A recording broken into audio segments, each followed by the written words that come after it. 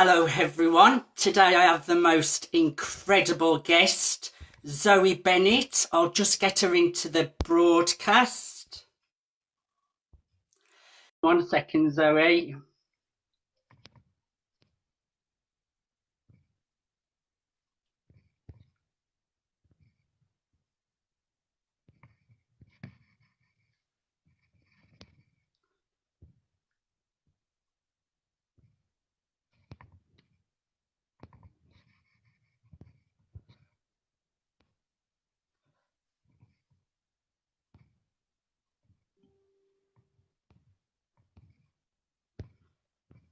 Zoe, for some reason it's not giving me the option to tag you.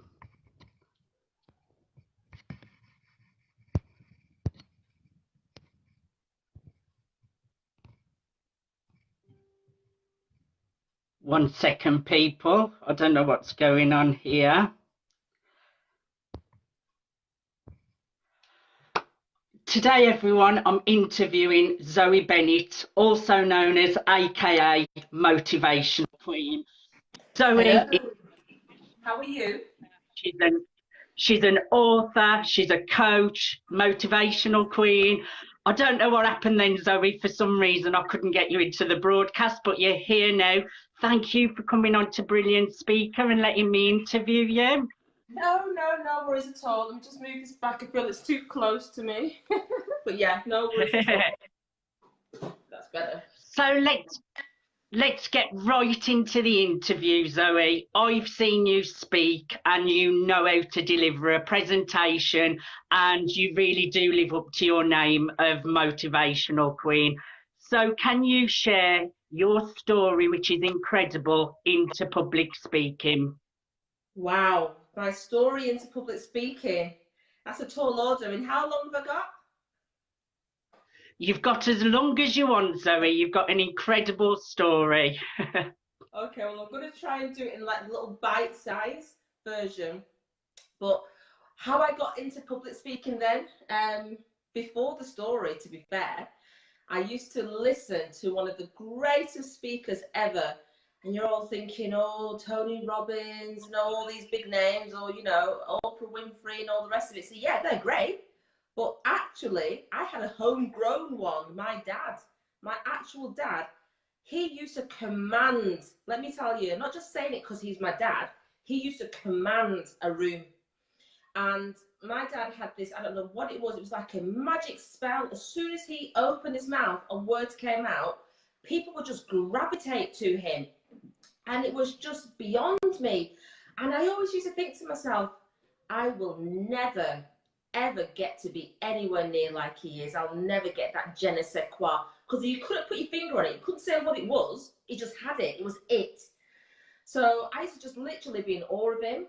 So literally we would go into different countries and we would just be around the bar, and you'd see all different people from all different nationalities congregating, even people that couldn't understand English properly. Because my dad couldn't speak another language apart from English and patois, which is broken down English Jamaican, So honestly, and it was just mind-blowing how he could have all these different types of people just literally circling him just to listen. Now, as much as, yes, he used to play in the young West Indies team with like Clive Lloyd, Patrick Patterson and all the rest of it, it was beyond that. It was more than that. He always had a tale. He had a story because he went through so much, but he knew how to tell the story. So, my dad, honestly, if he was alive now, I'd have nothing on him. You'd be like, Zoe, who? Who? What? Motivational? Nah, there's a motivational king right there. So anyway, so literally listening and absorbing. So I literally used to just absorb and take it in. Do you know, like, people now want to just be a speaker just like that, and because obviously words drop out of the mouth. The smart thing is not just to want it just straight here right now, and you want to just get paid gigs straight away and all the rest of it. The smart thing is to listen and observe from those around you that are doing it and doing it well. Don't run before you can walk, yeah? Although I actually did run before I walked. I was in London in my uncle, I never told this story before, I was actually in my uncle's house, and they had that plastic sheeting on the floor like they used to do in the olden days, yeah? And as a baby, I dropped onto it, So before I walked, I actually jumped up and actually ran before I walked. So anyway, I digress. So literally, I had to come into my own because my father, unfortunately, and I only found out via Facebook, this next bit, honestly, I found out via Facebook that my father had been tortured to death, literally murdered. Yeah. And from that moment on, I literally embodied him. I took on, what would my dad do? Now, I wouldn't know the answer to that had I have not observed, had I have not soaked things in, you know, and that's what we all need to learn to do. Stop being envious of other people. Stop thinking, I wish I had, you know. Everyone has to learn. We all go through it, even the ones at the top. It doesn't just drop into the lap. It might seem like that because they've been doing it for so long and making it look so easy. But everyone has to go through the steps, the journey to get there, the learning, the absorbing it and turning it around in your head to make it make sense. So I literally embodied, what would my dad do? And guess what? Instantly, every time I say that to myself, I know the answer of what I should do. See, my dad would tell me all sorts of things such as, you know, shortcuts do not make it. So that means that if you want something right here, right now, don't try and do it so fast and quickly and cut out all the steps and all the learned knowledge. Learn your craft, hone your craft, because eventually you'll get to where you want to get to. You'll get it. So shortcuts do not make it. Yeah? My dad always told me this as well, is every style is a spoil. So even if you mess up on stage, it's okay, only you know, but everyone else thinks it's a style. So there's times when I've said some wacky thing, and I'm thinking I wasn't meant to say it in that order, but obviously it's all meant to be there, but in the wrong order, but no one knows that. But you don't bring it to anyone's attention that you're, do you know what I mean? Every, spoil is a style. Yeah. So, you know, I can go into another part of my story like I just digressed before, spoil, style, and I can just blend it back in because it's how you actually bring it to life. So honestly, all these sayings, every time I get myself in either a sticky situation or I'm at a crossroads and I don't know where to go, or I'm getting so many opportunities or I'm not getting opportunities, or I just like, oh my goodness me, life's overwhelming me.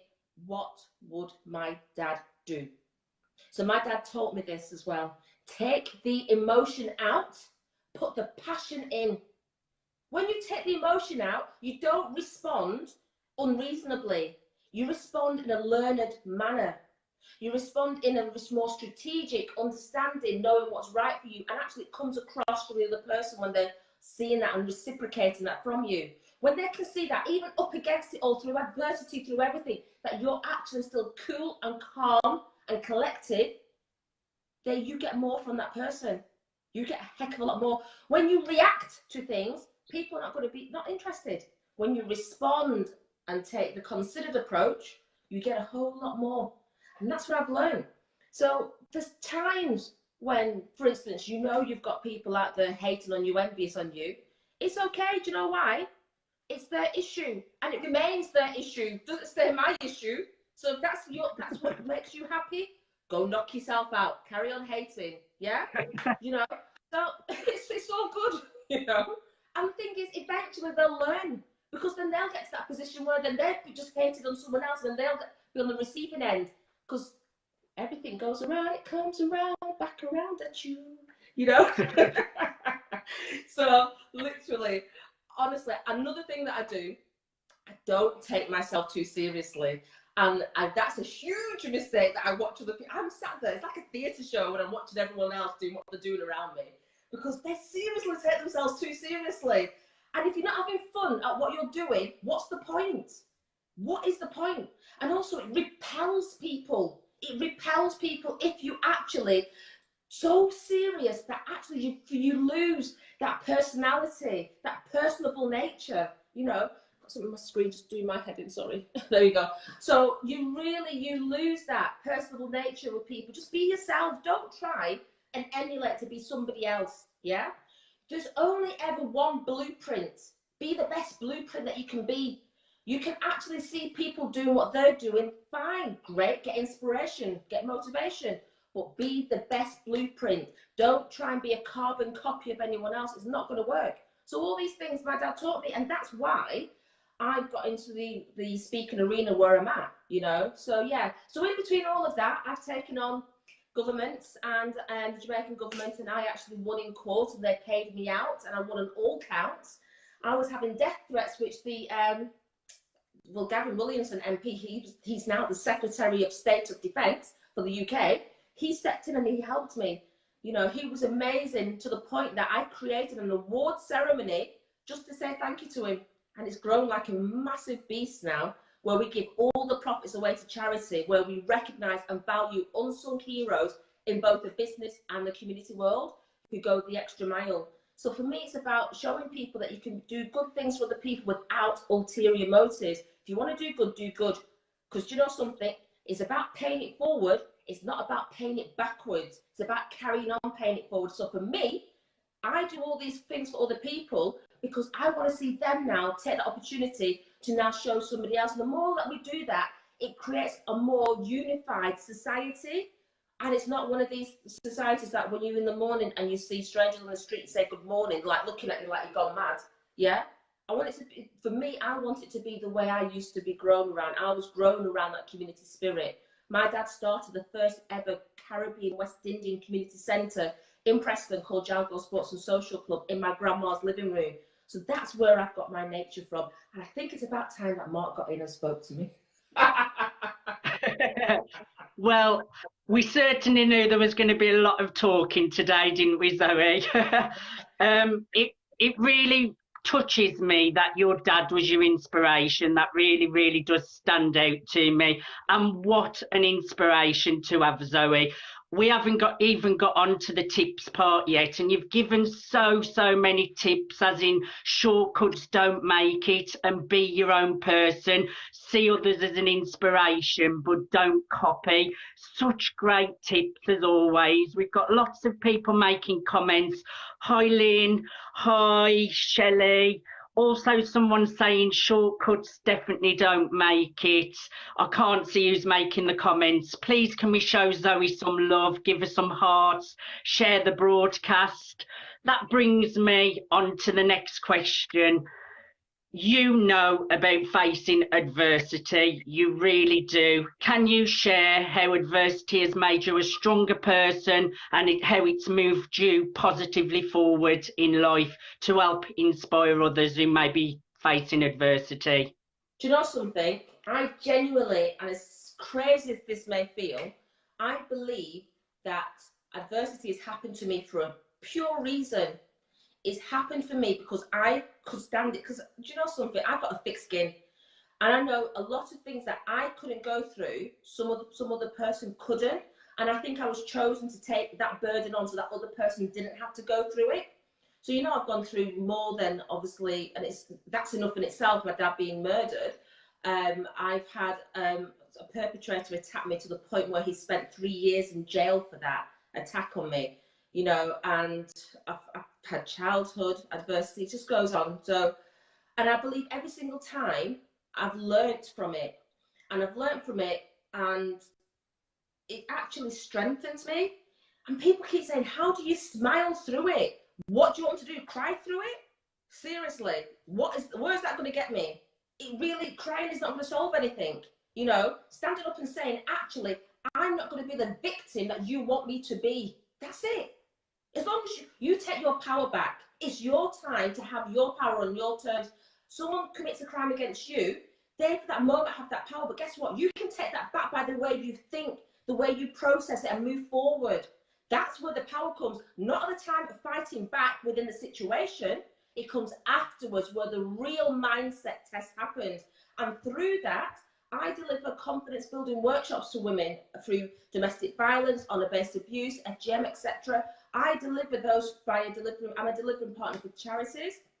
I'm also on the Birmingham Business Board for the NSPCC. And, you know, and there's lots of other entities that I'm a part of also. And I've also written contracts, and I've got another couple of contracts with the DWP Job Centre Plus.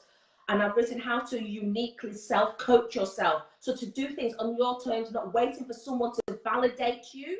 So I'm delivering those to Job Centre Plus.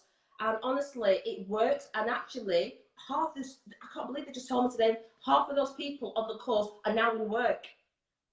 That's what you do. When you change the mindset, it's a powerful thing, but it's about not putting too much pressure on yourself. That's where people fail, and allowing other people to put pressure on you. Oh, get over it now. It's about time. No, there's no time scale to get over something. You have to do it in your own time. That's the only way you'll ever get past it. When you feel that you have to because someone's telling you you must do it, you don't end up doing it. Because the pressure of even thinking what you should be doing is overriding how you should be getting through the adversity, you know? So for me, I genuinely feel that the adversity happened to me so I can come forward and help other people to actually put it into perspective, then look at it, really look at it, don't ignore it, look at it, tell it what you want to tell it, and says, you don't live in me no more, you don't have a place in me anymore. I'm controlling whether I'm going to take and listen to you today or let you bring my mood down today. I'm going to control that. You've got to talk to yourself. It's not crazy. It's not mad. Look at yourself in the mirror and tell yourself, I am. And I say, I am awesome. And no one else can tell me any different. And I'm awesome beyond the adversity. No one can tell me any different. And that's what it's all about. You take control of your life on your terms. Sorry, I'm just so passionate about it. I absolutely love it, Zoe, and I really agree with you. I've been through adversity as well, and I do think it shapes you into such a strong person. I love the way that you're saying to stop being a victim and go back into your power of being a creator of your own reality. Absolutely love that.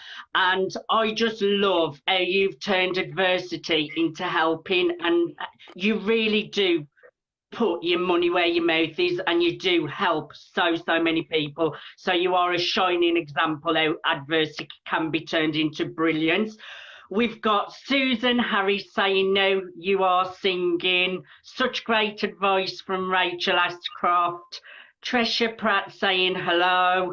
Rachel Ashcroft saying you're such a strong, powerful woman, totally inspirational. Tresha Pratt saying you're so amazing. Thank you everyone for watching. Please share the broadcast. Please show Zoe some hearts. Give her some love. That brings me to my next question, Zoe. Speaking can be very cutthroat at times, and it can be a hard industry to break into. Lots of big egos. Can you share some tips of how to build speaking success? How to build speaking success. First and foremost is stop lying to yourself. Don't lie to yourself, yeah? And when I say that, a lot of people are telling other people, I'm a professional speaker, when actually you're not a professional speaker. Stop lying. You know, own it. Wherever you are, whether you're here, whether you're there, own where you're at, and you can build upon it. Don't lie, because guess what? People will see through that. And the thing is, hone your skill first. Before you go out there and doing your first paid gig, trust me, I know, hone your skills, know it. Don't be one of these people that relies on looking at notes or pointers or PowerPoint. You've got to know it from your heart, from your gut. You've got to feel it, got to have that passion. If you don't have passion or know your industry or whatever your skill set is inside out, before you step on stage, know it, understand it. And it's not just sometimes about how you come across, because we can all do all the techniques of, you know, of tonality, power pose, all the rest of those. You need to know your stuff. You genuinely do. When you know your stuff and you are literally one of those people that can just reel it off after just a drop of the hat, that in my mind is when you're professional. And the way you behave is when you're professional. Because some people put themselves higher than where they need to be. You need to humble yourself as a speaker. Humble yourself. Do you know why? Because you have a responsibility for when you're saying something, people absorb that. And you have to be mindful about what you're putting out there, because sometimes, whether you know it or not, you can either hurt somebody or you can help somebody.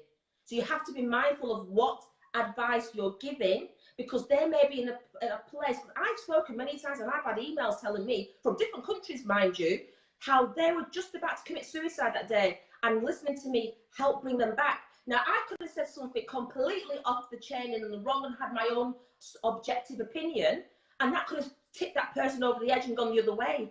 So you've got, as a speaker, you have to stop being subjective, and you've got to learn to be objective. That's one of the biggest responsibilities you have as a speaker. I love that again, Zoe. Great tips there. Hone your craft, people. And I like being humble. I really do think the world does need to become a lot more humble. I see egos everywhere. It irritates the life out of me. Everybody is equal. Nobody's better than anybody. So being humble and be honing your craft is what stuck out for me there. We've got Moira Mackenzie Spence saying this is excellent. Thank you, Zoe. Please show Zoe some love, show her some heart, share the broadcast. She is really giving you her all today. So can you share some, even though you've given us lots of tips already, some things that speakers should avoid doing? Speakers should avoid literally reading from a piece of paper. Sorry, I have to laugh, Zoe, because genuinely, please, come on now. If that's the case, you might just hand out a piece of paper to everyone and let them just read it. Should avoid using PowerPoint and reading of it, literally. Obviously, you can use keywords. No one's saying you can't use keywords, but don't read it. Come on, guys. You know, other things to avoid. Oh, gosh, can I please say this, Mark? Don't ever pay to speak. Don't let anyone con you and vulturize you by saying, I can get you on stage with X, Y, Z, and then you can have your 10 minutes of fame with them, then you're famous. No, your content, you, yourself, what you can deliver should then make you famous. Not that you just stood next to Arnold Schwarzenegger, for argument's sake. That in itself should not make you famous. Come on now, please. Don't get conned by these people that send you emails of £20,000 to stand on stage, or come to my retreat for 15 grand. Jog on.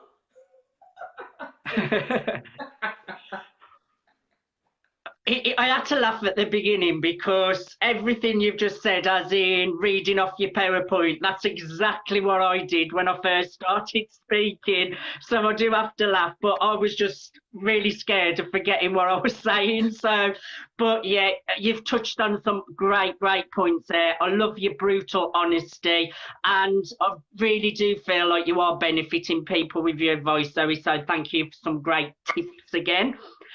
So my next question is, you've got a great book all about networking personified. Can you share what the book's about, how people can get hold of it?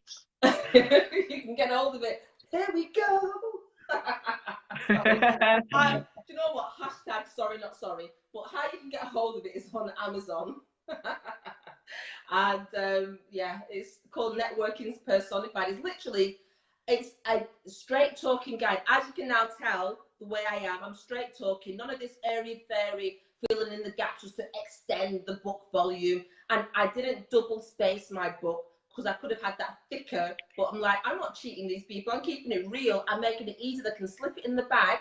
A bag that's a handbag size, or you know, briefcase size. So they can literally pick it up and go and look at it, and actually when they're networking or they're trying to build a relationship with other people, they can go to the pages they need to get to. I've also created parts where you can fill in content. I show you how to create content in the book.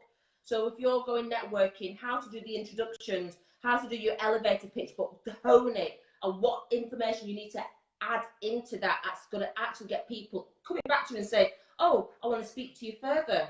And I'll tell you this, since my dad died, how I've got where I've got to, yeah, is the fact, yeah, I've got a big gob, one thing, yeah. As I was just saying to my other half before, yeah, I do have an answer for everything, positive, not a negative. And it's actually the art of networking. Networking has seen me become more visible than what I can even imagine.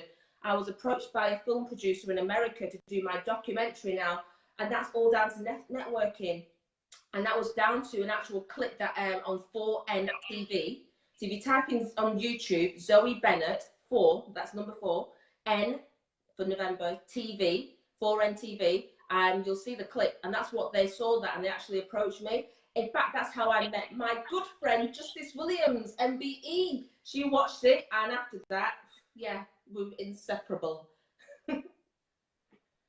Well, I'd highly recommend people getting this book about networking, networking personified. So many people network wrong as well, don't they, Zoe? I mean, the amount of times people try and sell to me when I'm at networking, I'm like, networking's about making friends, asking the right questions to see if you match each other. It's not about trying to sell your services on the day. It's so annoying. So people, networking is so important. So can you share in the comments this book so people can get hold of it, Yeah, Zoe? I'll put it in the comments. But yeah, you're so right. Do you know, like before you were saying that you used to read off the piece of paper? I think all of us at some stage in networking used to do the buy my stuff, regurgitate as much as you can. I think everyone did, but then you got to realize actually it's more about, like you said, building relationships.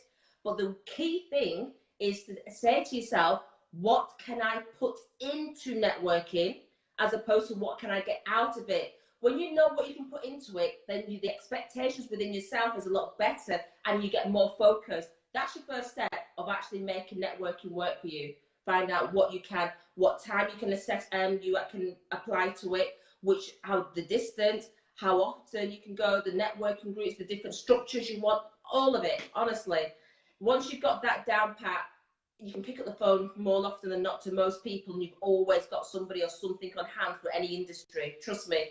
Luckily, even if I wanted a fishmonger right now, I can actually call Katie Garbett. Do you know what I mean? She was wild. You really can make.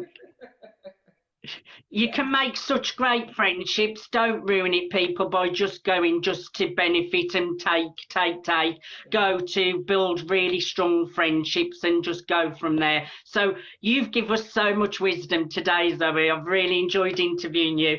Can you tell us what you're working on right now? What's new for Zoe? Yeah, can I just say thank you, Trisha Pratt. It's a fantastic book. I love it. Thank you, darling. So what's new for me? Oh my gosh.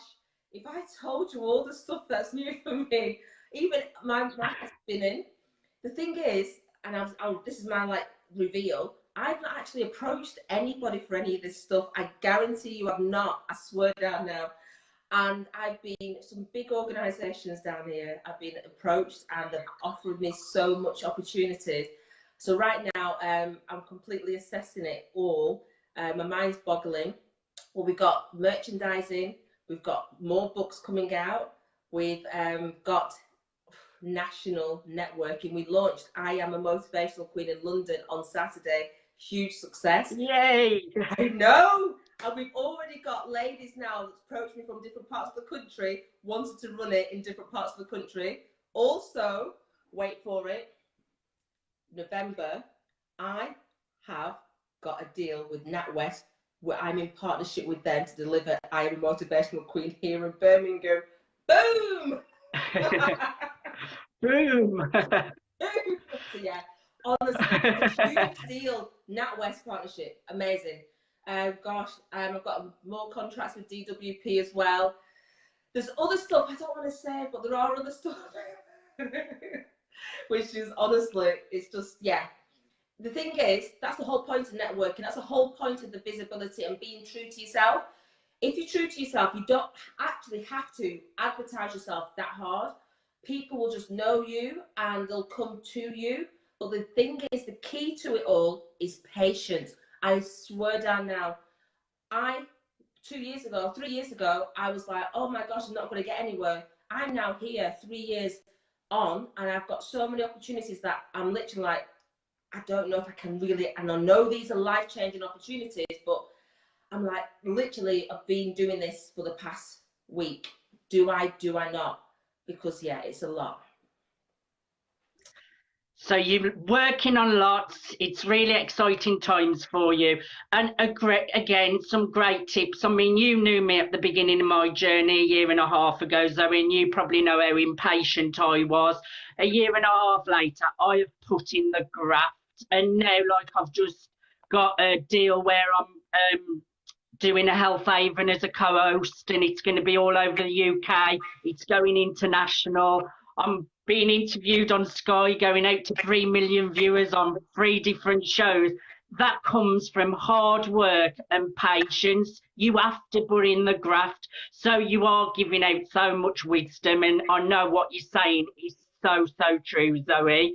please can you show Zoe some love? She's gave us some real good wisdom today. Please can you share the broadcast? My last question for you today, Zoe, is how can people connect with you? Wowzers, how can they connect with me? How can I even connect with myself right now? No, seriously. I don't, you get used to me. I'm goofy, guys. I'm sorry. Hashtag sorry, not sorry. But anyway, I always have to say that. Sorry. Motivationalqueen.com. So head over to motivationalqueen.com and you can find out all about me, and you can get my book on Amazon as well. And the actual, in fact, ladies, do you know what? Right now, the I'm a Motivational Queen Masterclass, hit me up with some love, and obviously it's only limited to a certain amount of people, the NatWest one in Birmingham, but hit me up. It's at the end of it you'll get a certificate and everything else, and honestly you'll get the full workbook as well as some great connections in the room. And obviously, you know, NatWest has got some great golden nuggets as well for all the ladies. So hit us up and let me know if you're interested. Actually, it's going to be in November, but it's going to be limited. I can't put on the full quota because NatWest wants to bring on their ladies, but I'll put a few of my ladies on if you're interested. So hook me up with that. But like I said, it's motivationalqueen.com. Also as well, there's a new Facebook group called Uniting Motivational Queens. So we're all coming together to support each other and boost each other and get ourselves soaring to greatness together. Not Zoe Bennett and then everyone else. No, together we are going hand in hand doing this. So all this thing I'm doing with NatWest, doing the networking throughout the UK, this is bigger than Zoe Bennett. This is about uniting queens, bringing queenettes, the children, to queens. Yeah, and I'm also in schools as well. I speak in schools and I deliver keynote speeches to corporate organisations.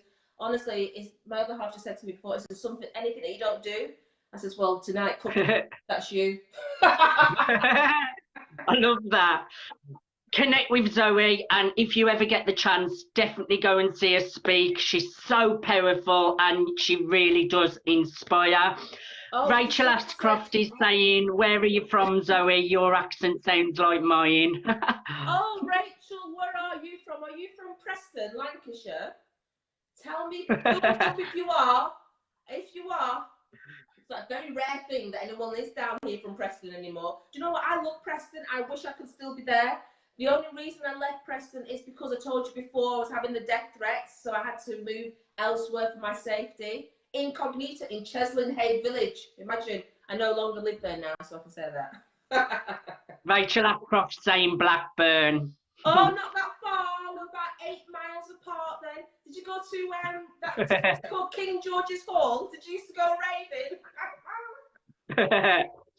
Zoe, thank you so much for being on Brilliant Speaker. Thank you for giving me some of your time. Time's precious. Thank you, everybody, for watching. Until next time, bye for now. See you later, Zoe. Bye. Bye.